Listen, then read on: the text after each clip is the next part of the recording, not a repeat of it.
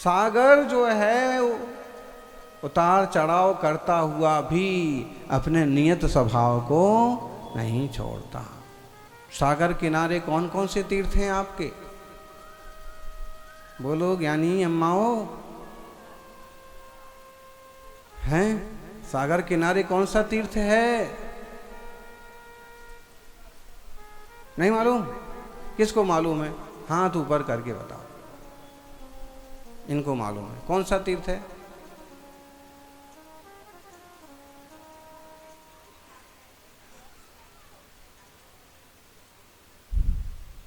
आज भी बड़ा सुंदर तीर्थ है भावनगर के पास, घोघा।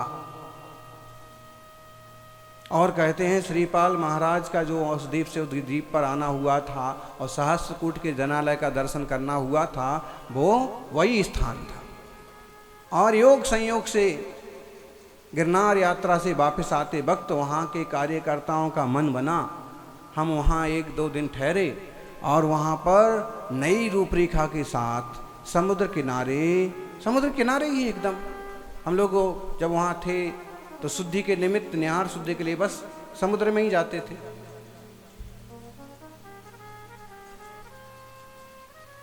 तो उसका जीर्णोद्धार नए ढंग से पूरे बड़े मंदिर के रूप में उसका कार्यक्रम भी चालू है और 2-4 साल में बड़े अच्छे रूप में उस समुद्र तीर्थ के किनारे प्राचीन जिनालयों के नए रूप की और नई जिनालय की पंचकल्याणक प्रतिष्ठा भी संपन्न होगी। खूब सारे तीर्थ हैं, जल में भी हैं, थल में भी हैं, नभ में भी हैं, पहाड़ में भी हैं, पानी में भी हैं, सब जगह। आप बताइए वो कौन सा तीर्थ है जहां पानी में भगवान है? आप बता ही नहीं सकते। और जब तक हम वहां नहीं पहुंचे थे तब तक 4-6 लोगों के अलावा कोई जानता भी नहीं था। लेनी है, कहाँ की लेनी है? बहुत लेनी है, हैं? कर्नाटक में भी होगा, लेकिन ऐसा है सातारा के पास 30 किलोमीटर दूर। पहाड़ पर चढ़ो, खूब ऊंचाई है पहाड़ की, घंटा भर लगता है चढ़ाई में। पहाड़ पर चढ़ो, फिर किला नुमा एक, फिर 101 सीढ़ियां नीचे उतरो अंदर गुफा में, और उस गुफा के अंदर है जैन पार्श्वनाथ तीर्थंकर भगवान की प्रतिमा।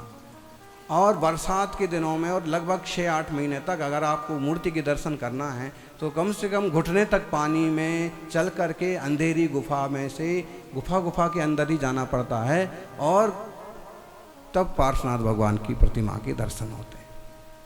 लगभग 2.5-3 फुट की प्रतिमा है। नांदगिरी तीर्थ, कल्याणगढ़ किला। किसी ने दर्शन नहीं किए होंगे। वो हमारे वहाँ पहुँचने के बाद फिर वहाँ के लोग थोड़े जागृत हुए, छोटी मोटी धर्मशाला बनाई, थोड़ा सा प्रचार हुआ और कुछ वहीं के लोग जाना चालू गए।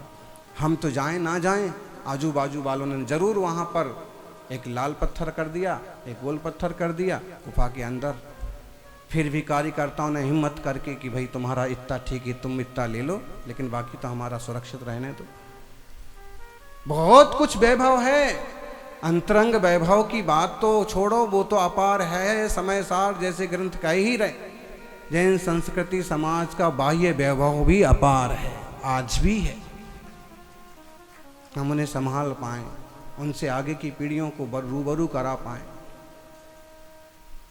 यानी निश्चय तीर्थ निजात्म स्वरूप की समझ और पकड़ तो जरूरी है ही, व्यवहारिक धरातल पर भी विवेकपूर्ण देवशास्त्र गुरु के भक्ति वाला जीवन अति आवश्यक है। जैसे समुद्र का पानी घटता बढ़ता हो करके भी वह नियत है, स्वभाव से नियत है, स्वभाव में नियत है, वैसे हमारा आत्मा भी नियत स्वभाव वाला है। कितने विभाव में जाए, कितने विभाव का उतार चढ़ाव हो जाए, फिर भी आत्मा स्वभाव को छोड़ता नहीं है। फिर ऐसे उदाहरण दिया जाता है सोने का। सोने का उदाहरण किसे? अविशेष। और असंयुक्त। जब तक अग्नि आदि का संयोग है तो पानी उबलता है, गर्म होता है। जब तक कर्म आदि के विपाक का संयोग है तो आत्मा उबलता है। और अगर आग का संयोग ना हो तो पानी अपनी शीतल दशा में रहता है। ऐसे ही विभावों का, कसायों का संयोग ना हो तो मेरा चेतन द्रव्य भी अत्यंत आनंद और शांत दशा में रहता है।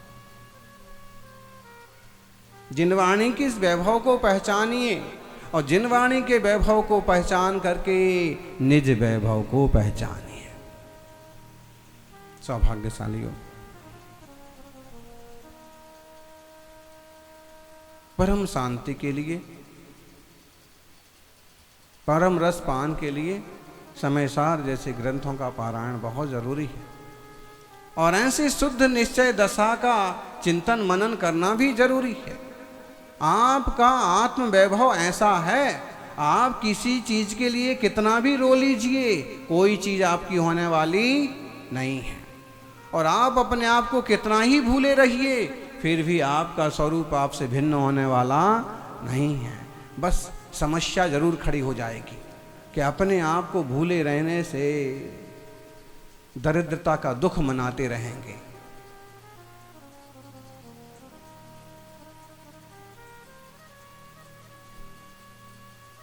समस्याएं ढेरों हैं। आज आप लोगों को देखिए, उनको प्रसिद्धि चाहिए,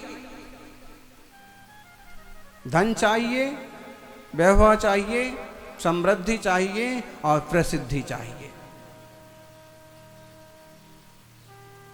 निज आत्मगुणों की समृद्धि चाहने वाले संतों के दर्शन भी दुर्लभ हो रहे हैं। श्रावकों की तो बात दूर हो गई। भाई, निज आत्मगुणों की समृद्धि की तरफ क्यों नहीं ध्यान दिया जाए? जो हमारा है उसे क्यों नहीं पहचान लिया जाए? और प्रसिद्धि, हम भगवान से यही प्रार्थना करते हैं कि भगवान प्रसिद्धि मिले ना मिले, लेकिन एक बार सिद्धि जरूर मिले।